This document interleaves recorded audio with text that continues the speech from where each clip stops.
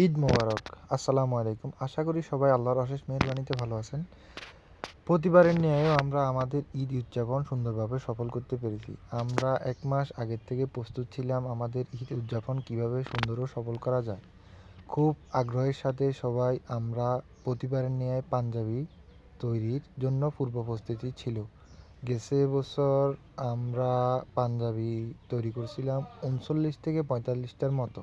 এই বছর আমাদের পাঞ্জাবি প্রায় ৭২টার মতো পাঞ্জাবি আমরা সফলভাবে তৈরি করতে পেরেছি। ইনশাল্লাহ সামনের বছর হয়তোবা আরও কিছু পাঞ্জাবি বাড়তে পারে। আলহামদুলিল্লাহ, ছোট বড় সবাই মিলে আমরা আমাদের সুন্দরভাবে ঈদ উদযাপন করতে পেরেছি। তার মধ্যে বড়দের কাছে সালামি চাওয়াটা অন্যতম ছিল।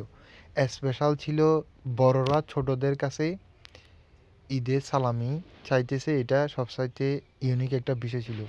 তার মধ্যে আমাদের ঈদ উদযাপন আরও ইউনিক করে তুলেছে আমাদের মালয়েশিয়ান ভাবি, তায়েব ভাইয়ার ওয়াইফ, শিরা কাকার ছেলের বউ। এই উদযাপনটা আমাদের জন্য ছিল অনেক মাধুর্য ও আনন্দঘন মুহূর্ত নিয়ে মুখরিত একটি দিন। এর মধ্যে সবচাইতে আনন্দ করা মুহূর্ত ছিল আপনার সবাই মুরব্বিদেরকে নিয়ে আমাদের স্মৃতিগুলো আজীবন ধরে রাখার জন্য একটি সুন্দর ও আল্লাহর প্রদত্ত একটি দিন।